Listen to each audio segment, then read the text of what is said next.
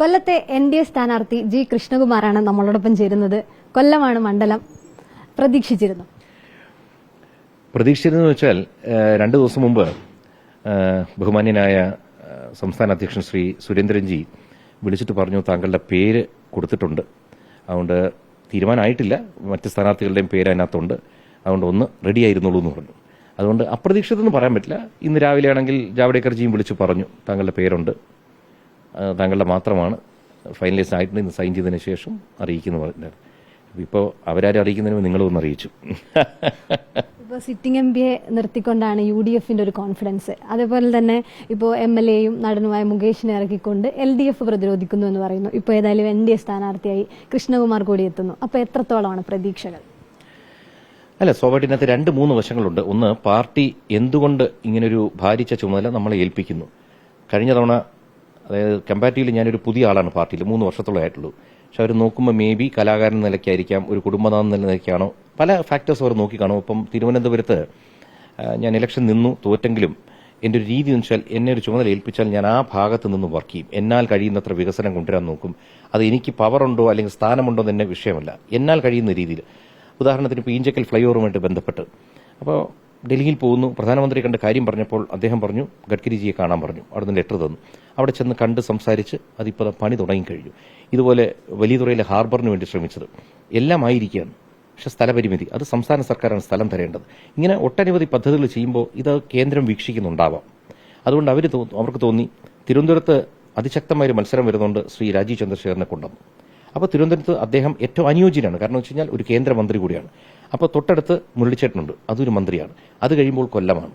അപ്പോൾ കൊല്ലത്തും അതിശക്തമായൊരു മത്സരം നടത്താൻ കഴിയും എന്നെ കൊണ്ടെന്ന് പാർട്ടിക്ക് വിശ്വാസം വന്നത് വലിയൊരു കാര്യമാണ്. അതുകൊണ്ട് ആദ്യം നന്ദി പറയുന്നത് പാർട്ടിയുടെ കേന്ദ്ര സംസ്ഥാന നേതാക്കൾ, ഒപ്പം എന്റെ ബഹുമാന്യനായ പ്രധാനമന്ത്രിക്കുമാണ് ഈ അവസരത്തിൽ നന്ദി പറയുന്നത്. കാരണം കൊല്ലത്ത് ധാരാളം വികസന സാധ്യതയുള്ളൊരു മണ്ണാണ്. അപ്പോൾ കൊല്ലത്ത് ഏതായാലും മോദി ഗ്യാരണ്ടിയിൽ കൃഷ്ണകുമാർ വരുമ്പോൾ ഈ പ്രചരണത്തിൽ മുഴുവൻ പറയാൻ പോകുന്നതും ഈ മോദി വികസനം തന്നെ ആയിരിക്കും. തീർച്ചയായിട്ടും അതിനകത്ത് ഒറ്റ വരിയെ പറയാനുണ്ട്, മോദിയുടെ ഗ്യാരണ്ടി കൂടെ ഉണ്ട് കൃഷ്ണകുമാർ. കാരണം നമുക്ക് എന്തു വേണോ തരാൻ തയ്യാറാണ് പ്രധാനമന്ത്രി. റോഡ് വേണോ, എത്ര റോഡ് വേണം, എത്ര വലിയ റോഡ് വേണം, പണമുണ്ട്, നിങ്ങൾ സ്ഥലം തരൂ, ഞങ്ങൾ വാങ്ങിച്ച റോഡ് കെട്ടിത്തരാം. 36 വർഷമായിട്ട് ബൈപ്പാസ് അടഞ്ഞു കിടന്നു. ഇന്ന് പലരും അവകാശപ്പെടുന്നു റോഡ് ഞങ്ങളാ കൊണ്ടുവന്നത്. ഈ 36 വർഷവും ഇവരും ഭരിച്ചു, ഇടതും വലതും, എന്നിട്ട് എന്താ റോഡ് വരാത്തത്? കേന്ദ്രത്തിൽ പലപ്പോഴും എതിർ മന്ത്രിസഭയായിരുന്നു. പക്ഷേ കോൺഗ്രസ് ഇവിടെയും കോൺഗ്രസ് അവിടെയും വന്നു, അപ്പോഴും ചെയ്തില്ല. ഇന്ന് കേരളത്തിൽ MPയോ MLAയോ ഇല്ലാതിരുന്നിട്ട് പോലും ശ്രീ നരേന്ദ്രമോദി നേതൃത്വത്തിൽ എന്തൊക്കെയാണ് കേരളത്തിന് തരുന്നത്, മറ്റ് സംസ്ഥാനങ്ങളിൽ എന്തൊക്കെ വികസനമുണ്ടോ അതെല്ലാം കൊടുക്കുക, എന്നിട്ടും പരാതിയാണ് ഇവിടുന്ന്. അതുകൊണ്ട് ഈ ഡബിൾ എഞ്ചിൻ സർക്കാർ നമ്മൾ എപ്പോഴും പറയും. അതായത് ഒരു ട്രെയിനിന് അല്ലെങ്കിൽ ഒരു രഥത്തിനകത്ത് 2 കുതിരയെ കെട്ടുന്നു. ഒരു കുതിര വലിക്കുന്നതിനേക്കാൾ 2 കുതിരകൾ ബഹുദൂരം, അത് കൂടുതൽ ഭാരത്തോടു കൂടിയും കൂടുതൽ വേഗത്തോടു കൂടിയും അത് കൊണ്ടുപോകും.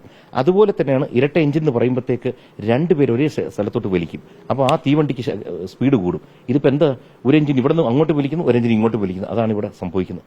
അതുകൊണ്ട് നരേന്ദ്രമോദിയുടെ വികസന പദ്ധതികൾ അതുപോലെ ഇവിടെ നടപ്പാക്കണമെങ്കിൽ നരേന്ദ്രമോദിയുടെ പ്രതിനിധികളെ ഇവിടെ നിന്ന് ജയിപ്പിച്ചു വിടണം. തിരുവനന്തപുരമായിരുന്നല്ലോ പ്രവർത്തന മണ്ഡലം. അപ്പോൾ കൊല്ലത്തേക്ക് പോകുമ്പോൾ അതൊരു പ്രതിസന്ധി ഉണ്ടാക്കുമോ, അല്ലെങ്കിൽ കൊല്ലവുമായിട്ട് വലിയ രീതിയിലൊരു ബന്ധമുണ്ടോ? 2-3 തരത്തിൽ പറയാം. ഒരു കലാകാരനെ സംബന്ധിച്ചിടത്തോളം എവിടെ വേണം നിൽക്കാം. കാരണം അവരുടെ ഒരു സീരിയലോ സിനിമയോ എല്ലാ സ്ഥലത്തും കാണും, അല്ലാതെ കൊല്ലത്തുകാർ മാത്രം അല്ലെങ്കിൽ എറണാകുളത്തുകാർ മാത്രമെന്നല്ല. അപ്പോൾ ഒരു പരിചിതമായ മുഖമാണ്. അതിൽ തന്നെ 35ഓളം വർഷമാകുമ്പോഴത്തേക്ക് സ്വാഭാവികമായിട്ടും നമ്മളോടൊപ്പം വളർന്ന് ജീവിച്ച ധാരാളം ആൾക്കാരുണ്ട്. എത്രയോ കുടുംബ പ്രേക്ഷകർ നമ്മളെ ഇഷ്ടപ്പെടുന്നുണ്ട്. അതിനുശേഷം ഇപ്പം 4 പെൺമക്കളുടെ പിതാവാണ് ഞാൻ. 4 പെൺമക്കൾ വളരുന്നു. അവർക്കും ജനം അവരുടെ സ്നേഹവും സഹകരണവും വാരിക്കോരി കൊടുത്ത് ഇന്ന് അവരും അറിയപ്പെടുന്നവരായി. ഇപ്പോൾ ഭാര്യയും ആ കൂട്ടത്തിൽ പെടുകയാണ്. അപ്പോൾ സ്വാഭാവികമായിട്ടും കൊല്ലത്തൊരു അപരിചിത്വം നമുക്കില്ല. മാത്രമല്ല ധാരാളം സൗഹൃദമുള്ളൊരു സ്ഥലമാണ് കൊല്ലം. കാരണം എൻ്റെ 2-3 സീരിയലുകൾ കൊല്ലത്ത് ഷൂട്ട് ചെയ്യുന്നു. സീരിയൽ എന്ന് പറയുമ്പോൾ സിനിമ പോലെ ധാരാളം, ചിലപ്പോൾ വർഷങ്ങളോളമാണ് നമ്മളവിടെ അഭിനയിക്കുന്നത്. അപ്പോൾ ഉണ്ടാകുന്നൊരു സൗഹൃദം നമുക്ക് വളരെ വലുതാണ്. പിന്നെ അമ്മയുടെ അനിയൻ കല്യാണം കഴിച്ചിരിക്കുന്ന കൊല്ലത്തുനിന്നാണ്. അങ്ങനെ ധാരാളം ബന്ധം, ചവറയിൽ ധാരാളം ബന്ധുക്കളുള്ള സ്ഥലമാണ്. അതുകൊണ്ട് അതൊന്നും ഒരു വ്യത്യാസം വരുന്നില്ല. ഇപ്പോൾ ചവറയിൽ പോകുമ്പോൾ നമ്മുടെ വിവേക് ഗോപൻ ചവറയിൽ നിന്ന് സ്ഥാനാർത്ഥിയാണ്. അപ്പോൾ അദ്ദേഹം ഒരു സെലിബ്രിറ്റിയാണ്. അപ്പോൾ അദ്ദേഹത്തിനെ നമുക്ക് ഉപയോഗിക്കാം. അതുകൊണ്ട് ഒട്ടും അപരിചിത്വം ഇല്ലാത്ത ധാരാളം പരിചയം ഉള്ള സ്ഥലമാണ് കൊല്ലം. പരിചയം പറയുമ്പോഴാണ് കൊല്ലത്തെ LDF സ്ഥാനാർത്ഥിയും സൗഹൃദപരമായി ഏറ്റവും അടുത്ത് നിൽക്കുന്ന ഒരാളാണല്ലോ.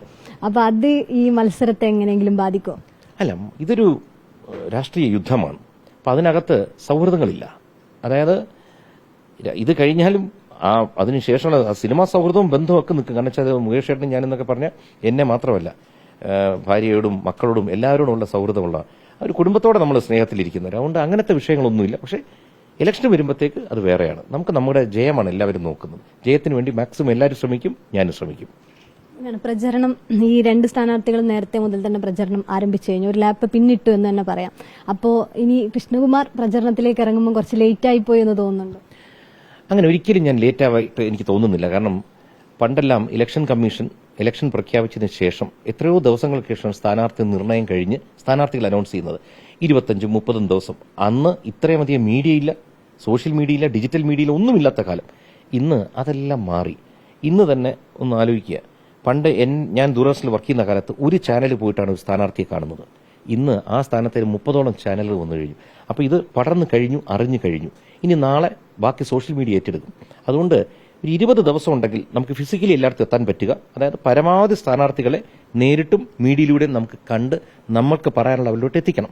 ഇപ്പൊ തന്നെ ഞാൻ ഈ പറയുന്നത് മുഴുവൻ ആൾക്കാർ കേൾക്കുകയാണ്, ഒരു വിഭാഗം ആൾക്കാർ. അപ്പോൾ അവർക്ക് തോന്നും ഇദ്ദേഹം വന്നാൽ ഒരു വികസന സാധ്യതയുണ്ട്. നമ്മൾ കുറെ കാലമായിട്ട് ഇവിടെ വികസനം ഇല്ലാതിരിക്കുകയാണല്ലോ. കാരണം 2 മുന്നണികളും നമ്മളെ പറഞ്ഞു പറ്റിക്കുകയാണല്ലോ. അപ്പോൾ ഈ മെസ്സേജ് എത്തിക്കാൻ 20 ദിവസം ധാരാളം. ഇപ്പോൾ എനിക്ക് 30 ദിവസം ഉണ്ട് എൻ്റെ മുമ്പിൽ. അതുകൊണ്ട് ഇപ്പോഴും ഞാൻ വളരെ മുമ്പിലാണ്. ആരെങ്കിലും ഓടിത്തളരുന്ന തളരട്ടെ, നമുക്ക് ഫ്രഷായിട്ട് തുടങ്ങാം. എങ്ങനെയാണ് എപ്പോൾ മുതൽ പ്രചരണത്തിന് ഇറങ്ങും?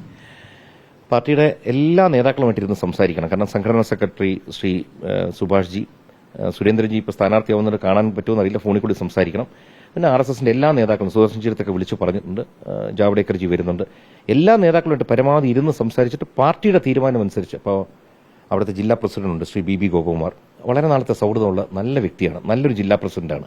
അപ്പോൾ സ്വാഭാവികമായിട്ടും എല്ലാവരോടും ചോദിച്ചിട്ട് അവരുടെയും എന്റെയും കൂടി സൗകര്യം നോക്കി, പ്രവർത്തകരുടെയും കൂടി ഒരു ഇഷ്ടവും സൗകര്യമൊക്കെ നോക്കി വേണം നമ്മൾ ചെയ്യാൻ. താരപോരാട്ടം കൂടി വരുമ്പോഴേ താരങ്ങൾ പ്രചരണത്തിന് ഇറങ്ങും എന്നൊക്കെ ആൾക്കാർ പ്രതീക്ഷിച്ചുകൊണ്ടിരിക്കുമല്ലോ. അപ്പോൾ സുരേഷ് ഗോപി തൃശ്ശൂർ മത്സരിക്കുകയാണ്. സുരേഷ് ഗോപി പോലുള്ളവർ കൊല്ലത്ത് പ്രചരണത്തിന് വരുമോ? സ്വാഭാവികമായിട്ടും നിങ്ങളുടെ പോലെ എനിക്കും പ്രതീക്ഷയുണ്ട്. കാരണം സുരേഷ് ഏട്ടന് ഒരു ദിവസമെങ്കിലും അല്ലെങ്കിൽ ഒരു 5-6 മണിക്കൂർ കിട്ടിക്കഴിഞ്ഞാൽ നമുക്കത് വലിയൊരു പ്രയോജനം ചെയ്യും. പക്ഷേ അതേസമയം തൃശ്ശൂരിൽ അതിശക്തമായ ത്രികോണ മത്സരം നടക്കുകയാണ്. അദ്ദേഹത്തിന് ധാരാളം വിജയപ്രതീക്ഷയെ നൽകിക്കൊണ്ടിരിക്കുകയാണ്.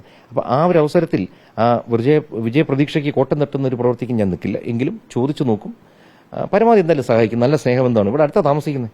ഞങ്ങൾ ഇവിടെ അടുത്താ താമസിക്കുന്നത്, തൊട്ടടുത്ത സുരേഷിന്റെ താമസിക്കുന്നു. അതുകൊണ്ട് തീർച്ചയായിട്ടും പ്രതീക്ഷിക്കുന്നു. എത്രത്തോളമുണ്ട് ഏതായാലും പ്രതീക്ഷ എത്രത്തോളമുണ്ട്? ഇനി പ്രചരണത്തിന് ഇറങ്ങാൻ പോകുന്നതേ ഉള്ളൂ എങ്കിൽ പോലും കൊല്ലത്തേക്ക് പോകുമ്പോഴുള്ള ആ പ്രതീക്ഷ എത്രയാണ്?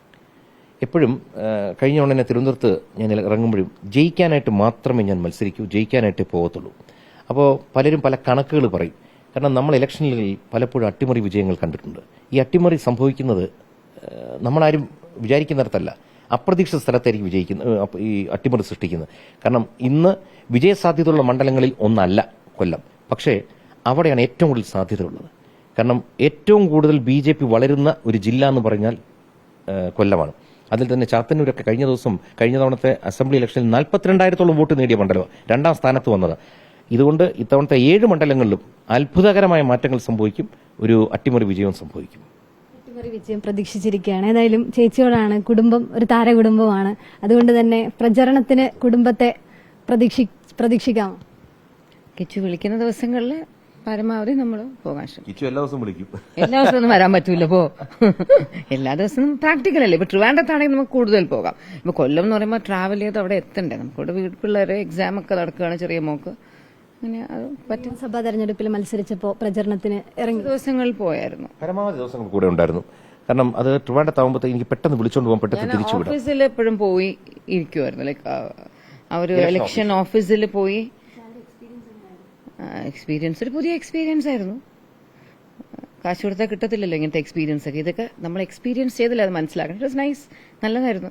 കാരണം അത് എത്രയൊക്കെ പറഞ്ഞാലും നമ്മുടെ ഈ പൊതുജനങ്ങളുടെ കൂടെ ഇറങ്ങുമ്പോഴത്തേക്ക് ഒരു വല്ലാത്തൊരു ആവേശം നമ്മുടെ ദേഹത്തോട്ട് ഊർജ്ജം എല്ലാം കയറും. അത് ഈ പറഞ്ഞ പോലെ നമുക്ക് അനുഭവിച്ചാലറിയും. ഇപ്പൊ നിങ്ങൾ തന്നെ ഈ മേഖലയിൽ നിൽക്കുമ്പോൾ നിങ്ങൾക്ക് കിട്ടുന്നത് നിങ്ങളുടെ മറ്റാൾക്കാർക്ക് പറഞ്ഞാൽ മനസ്സിലായില്ലേ? അതുകൊണ്ട് ഇതിനൊരു പ്രത്യേക ഒരു ഉത്സവ മൂടാണല്ലോ.